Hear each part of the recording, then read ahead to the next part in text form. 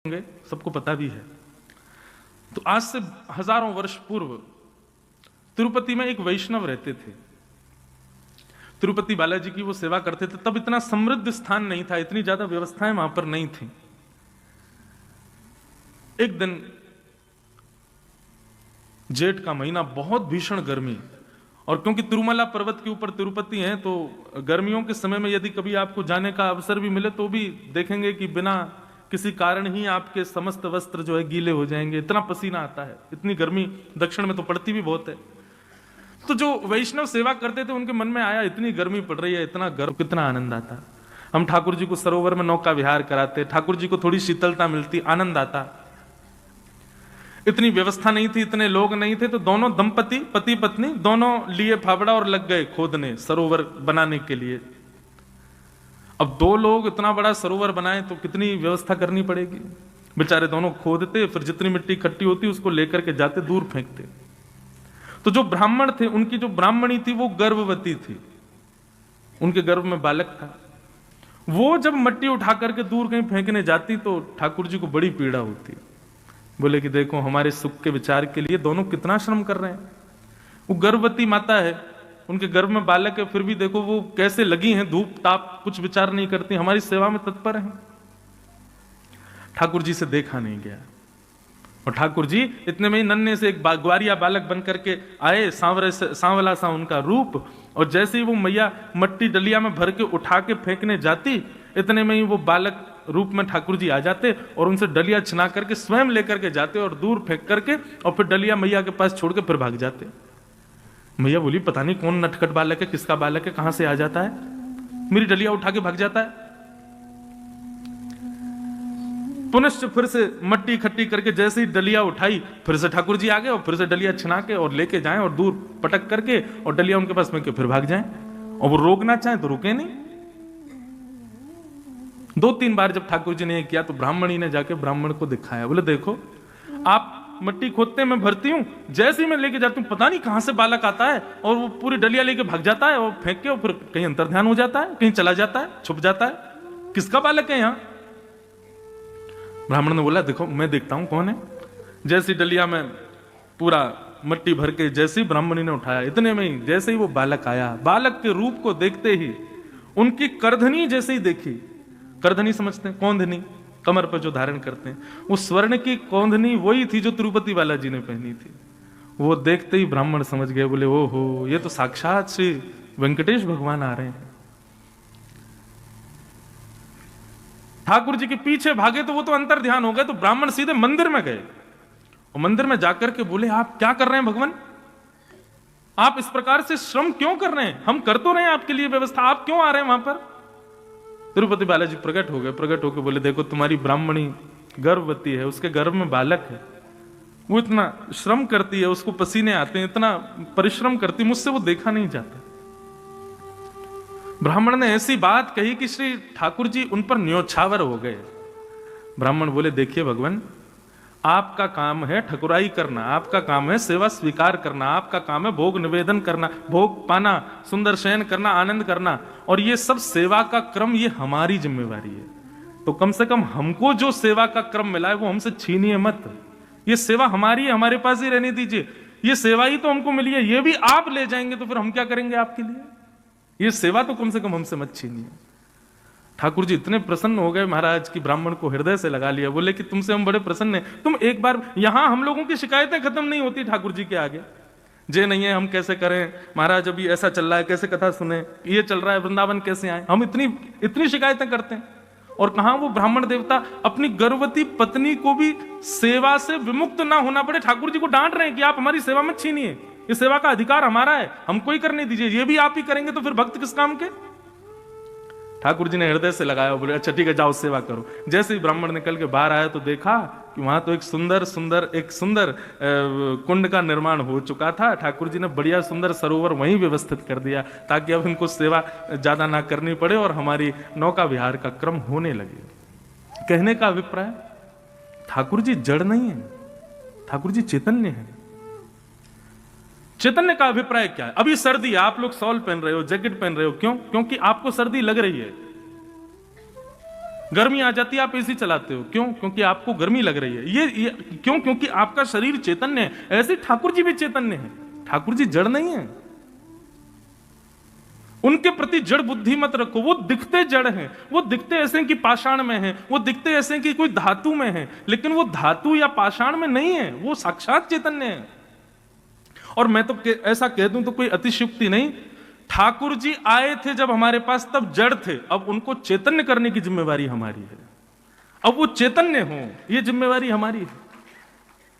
कभी आपके लड्डू गोपाल या जो भी सेवा का क्रम आप अपने घर में करते हो, कभी उनका स्पर्श करके अनुभव हो, जैसे एक मानव को स्पर्श करने पर अनुभव होता है, वो अनुभव उनको स्पर्श करके हो, तब सोचना अब हमारी सेवा प्रारंभ हुई है। महाराज जी 60 साल से हमारे घर में ठाकुर जी की सेवा चल रही है, लेकिन जैसे 60 साल पहले थे वैसे अब भी हैं, तो इसमें क्या हुआ फिर? कोई अनुभव आपको? हमारे वृंदावन के श्री राधारमन लाल जी वहां के सेवायत बताते हैं कि ठाकुर जी को जब इत्र की सेवा की जाती है, पूरे दिन के खड़े ठाकुर जी दर्शन के बाद जब रात्रि में ठाकुर जी को इत्र लगाया जाता है, तो जैसे कभी कभी हमारे ऐसे रोए खड़े होते हैं ना, ऐसे ठाकुर जी को जब इत्र की सेवा होती है तो ठाकुर जी के भी रोए खड़े हो जाते हैं। अनुभव होता है कि जैसे मानो कोई चैतन्य हो। तो पहला, ठाकुर जी सत्य हैं, सत्य है। दूसरा, ठाकुर जी चैतन्य है, उनके प्रति चैतन्य भाव रखो। और तीसरा, ठाकुर जी आनंद घन है। हमारे पूज्य गुरुदेव भगवान कहते हैं कि जिसने अपनी सेवा में सत्य भाव और चैतन्य भाव प्रकट कर लिया, अपने ठाकुर जी के प्रति सत्य और चैतन्य भाव स्थापित कर लिया, उसी के ठाकुर जी फिर आनंद प्रदान करने लगेंगे। उसी के ठाकुर जी की सेवा में फिर उसको सुख मिलेगा, सुख नहीं आनंद मिलेगा।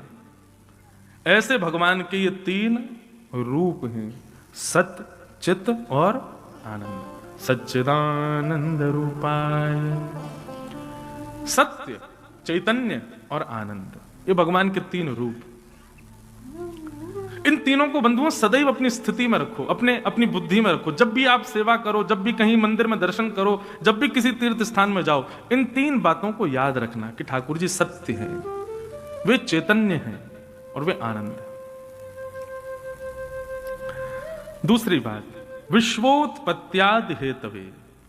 ठाकुर जी के कर्म क्या है? विश्व की उत्पत्ति करना, उसका पालन करना और उसका संहार कर देना।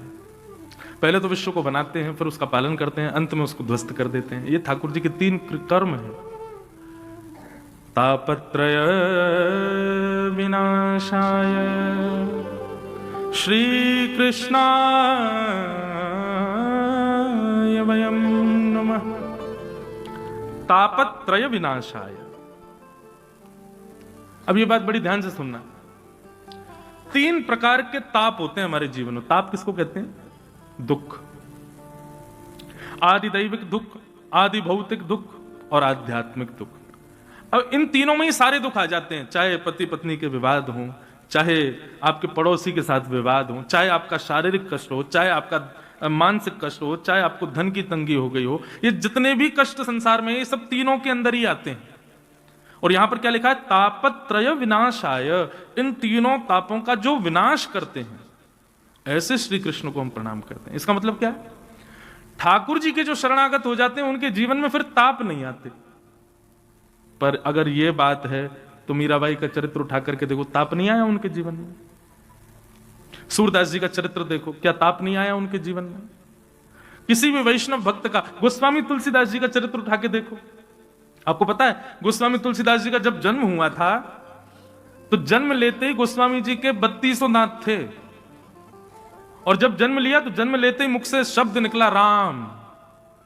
ये सुनते ही सारे गांव के लोगों ने हल्ला मचा दिया, बोले ये बालक अशुभ है, ये अच्छा नहीं है। बताओ, इसके 32 दांत हैं, ये मानवों जैसा हंस रहा है। 1 घंटे का बालक हंस रहा है, दांत दिखा रहा है, मुख से राम नाम बोल रहा है, ये बालक अशुभ है। मतलब गोस्वामी तुलसीदास जी की उपेक्षा जन्म से ही प्रारंभ हो गई थी, जन्म से ही उपेक्षा करने लगे थे लोग। आज जिस रामचरितमानस को घर घर में पूजा जाता है, जिस हनुमान चालीसा को हर बालक बोल करके अपने विद्यालय में जाता है, अपने कार्यों की सिद्धि करता है, उन हनुमान चालीसा और रामचरितमानस लिखने वाले गोस्वामी तुलसीदास जी जब पृथ्वी पर थे, तब किसी ने उनका सम्मान नहीं किया। काशी में, बनारस में मानस जी लेकर के गोस्वामी जी घूमते थे, कोई स्वीकार नहीं करता। सब कहते ये कैसी भाषा लिखी है आपने, ये कोई भाषा है? लेकिन आज उन गोस्वामी जी को सब लोग, अभी हल्ला हो जाए कि छठी करा पर गोस्वामी तुलसीदास जी प्रत्यक्ष प्रकट होकर दर्शन दे रहे हैं, क्या होगा? हम अकेले व्यासपीठ पर रह जाएंगे, सब भाग जाओगे। उन गोस्वामी जी आगे, भैया दर्शन करो उनके, इतने श्रेष्ठ हैं।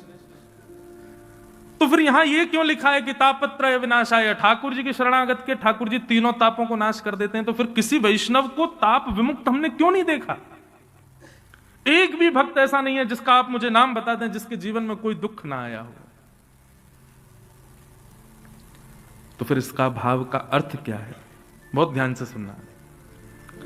ठाकुर जी की शरणागति होने के बाद, भगवत शरणागति लेने के बाद जीवन में कष्ट आएंगे, जीवन में दुख आएंगे, जीवन में विपत्ति आपत्ति ये सब आएगी, पर उसका प्रभाव और उसका अनुभव उतना नहीं होगा। सांसारिक व्यक्ति को जितने कष्टों का अनुभव होता है, आध्यात्मिक व्यक्ति को उतना नहीं होता। प्रमाण दिखाएं? अब वो तो देखना पड़ेगा, लेकिन बता देते हैं। सांसारिक व्यक्ति को आप 4 सब्जियां बना करके दे दो और बढ़िया उसको सब बिल्कुल व्यवस्थित करके और कहो भैया ले लो 2 रोटी पाओ प्रेम से, उसमें भी वो नमक मिर्च कम बता देगा, उसमें भी वो नाक मुंह मोड़ देगा, इसमें ये नहीं है, इसमें ये नहीं है, अरे मजे नहीं आ रहे, कुछ और बढ़िया डालो, नींबू निचोड़ो, इसमें थोड़ा मसाला डालो, जे करो। और वही भगवत वैष्णव भक्त हो, उसको आप 2 दिन बासी रोटी दे दो और उसमें ही थोड़े से टमाटर काट करके दे दो, या ठाकुर जी की कोई अमनिया प्रसादी हो, ठाकुर जी को भोग लगी हो, वो उसको दे दो। कैसी भी हो, बस ठाकुर जी की प्रसादी हो, वो बिल्कुल उसको प्रेम पूर्वक पालेगा। उसमें कोई किसी भी प्रकार का कोई भाव ऐसा नहीं रखेगा कि ऐसा क्यों। सांसारिक व्यक्ति को वस्त्र पहनने के लिए कितनी मैचिंग देखेगा, ये देखूं ये देखूं ये देखूं, और वही भगवत व्यक्ति हो वो कुछ भी पहन लेता, उसको कोई फर्क नहीं पड़ता है। सांसारिक व्यक्ति को सोने के लिए गद्दा भी अपने अनुकूल चाहिए, लेकिन भगवत वैष्णव भक्त को तो सामान्य पृथ्वी मिल जाए, वहीं लेट के सो जाता है। कहने का अभिप्राय, जब आपके जीवन में आध्यात्म स्तर बढ़ता है तो कष्ट तो जीवन में आते हैं, लेकिन आपको उसका अनुभव नहीं होता। आध्यात्मिक होने का मतलब यह नहीं कि आपके जीवन से कष्ट चले जाएंगे, यहां पे ये बांध दो, यहां पे ये कर दिया, वहां पे वो कर आए, वहां पे चोला चढ़ाया हो, वहां पे ये कर आओ, इससे कष्ट दूर हो जाएंगे। भाई प्रारब्ध है ये तो भोगना ही पड़ेगा, उससे कैसे बच जाओगे? बस ये हो सकता है कि आपने कोई प्रक्रिया कर ली तो कुछ दिन के लिए वो टल जाएगी, लेकिन वो आएगी लौट करके, उससे बच नहीं पाओगे आप। तो फिर अपने प्रारब्धों को स्वीकार कीजिए ना, उससे भागते क्यों है हम लोग? जगन्नाथपुरी में श्री जगन्नाथ जी के एक भक्त हुए माधव दास जी, मैं कथा सुनाया करता हूं उनकी, मुझे क्योंकि ये कथा इतनी प्रिय है, ये छोटी सी कथा में इतना बड़ा ज्ञान छुपा है। माधव दास जी को एक बार एक बहुत भयानक रोग हो गया, ऐसा रोग हो गया कि वो शिथिल हो गए और बिस्तर पर पड़े पड़े उनके मलमूत्र त्याग होता था, दुर्बल हो गए, निर्बल हो गए। तब माधव दास जी पर दया आ गई जगन्नाथ जी को। जगन्नाथ जी बोले, माधव दास बेचारो या की कोई सेवा भी ना कर रहे हो, मैं जाऊं या के पास। तो ठाकुर जी आ गए और ठाकुर जी अपने अंजलि में जल भर के लाते और माधव दास जी के मलमूत्र को साफ करने लगे।